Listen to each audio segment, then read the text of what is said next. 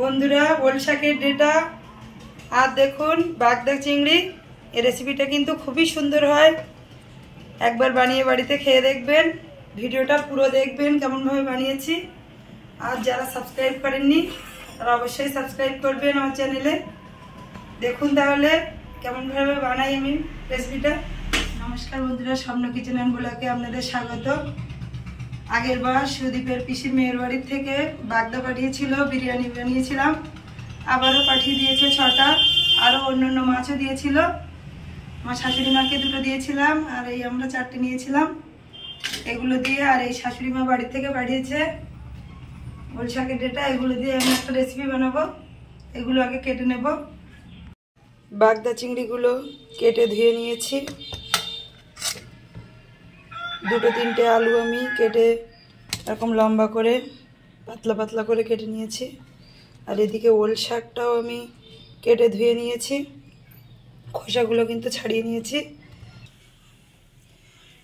কড়াইটা গরম হয়ে গেছে, এবারে আমি আর জোরটা কম দিয়েছি, দিয়ে স্টার ফুল এই যে দেখুন এটা দিয়ে দেব, জায়ফল, 2টো শুকনো লঙ্কা, 2টো এলাচ, একটা ছোট দারচিনি, 2টো লবঙ্গ, আর একটা ছোট জায়ত্রী, আর দেব জিরা, মরিচ ও ধনিয়া একসাথে দিয়ে হালকা ভেজে নেব। গরম করে নেওয়া হয়ে গেছে, এবারে ঢেলে নেব। কড়াইটা আবার বসিয়ে দেব, দিয়ে এবারে কড়াইটা জোর দেব।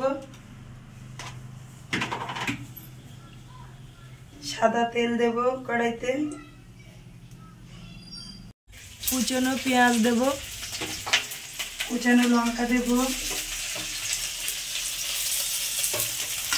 রসুন বাটা দেব, আদা বাটা দেব, দিয়ে একটু ভেজে নেব মশলাগুলো।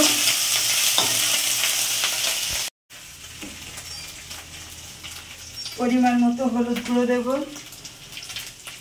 এদিকে জলটা আমি গরম করতে দেব, কারণ এতে আমি গরম জল ব্যবহার করব, তাহলে ওল শাকটা জাল ধরার ভয়ও থাকবে না।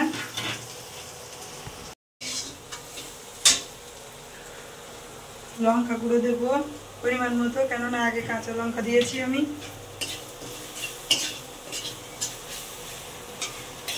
এবারে এতে আমি বাগদাগুলো দিয়ে দেব, দিয়ে ভেজে নেব।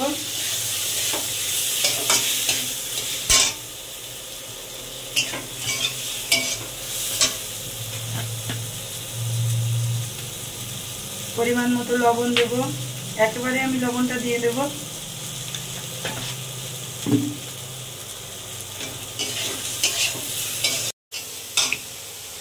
একটু সামান্য জল দিয়ে দেব, দিয়ে এটা কিন্তু আমি ভালো করেই ভেজে নেব, যাতে আষ্টে গন্ধটা চলে যায়। ভালো করে ভেজে নেওয়া হয়ে গেছে, এবারে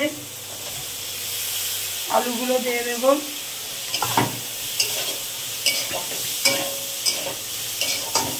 সামান্য নেড়ে ভেজে নিয়ে ওল শাকগুলো দিয়ে দেব।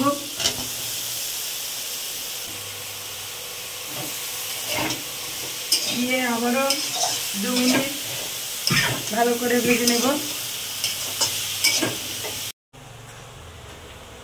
2 মিনিট ভালো করে ভেজে নিয়েছি। এবারে সামান্য পরিমাণে গরম জল দিয়ে দেব।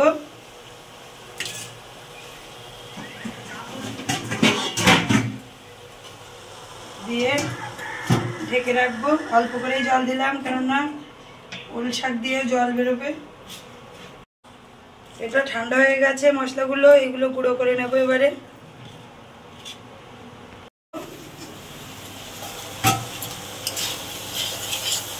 দেখুন কত সুন্দর কালার এসেছে, এটাও কিন্তু খুব সুন্দর হবে। আর ওল শাকের সামান্য পরিমাণ জল দিয়েছিলাম, কত সুন্দর সেদ্ধ হয়েছে। জলটা না দিলে আলুগুলো সেদ্ধ হতো না, আলুগুলো সেদ্ধ করার জন্যই জলটা দিয়েছিলাম। জলটা দিলেও ওল শাক কিন্তু একেবারে গলে যাবে না, ওটা কিন্তু আস্তই থাকবে। এবারে একটু কষে নেব। আমি কিন্তু খুব বেশি তেল ব্যবহার করিনি, কেননা তেলটা যত কম খাওয়া যাবে তত হেলথের পক্ষে ভালো, এই জন্য। এবারে পরিমাণ মতো জল দিয়ে দেব।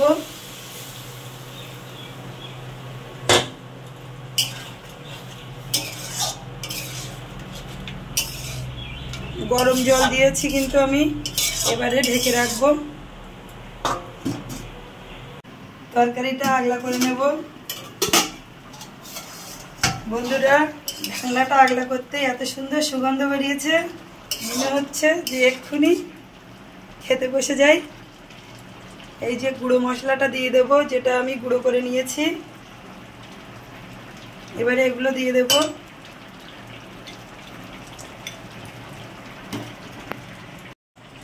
এবারে খুব সামান্য পরিমাণে চিনি দেব।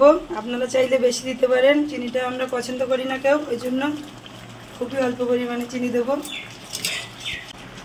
তরকারিটা কিন্তু হয়ে এসেছে, 2 মিনিট পরে নামিয়ে নেব, কেননা তরকারিটা যে মশলা দিলাম একটু, ওই জন্য ফুটিয়ে নিচ্ছি।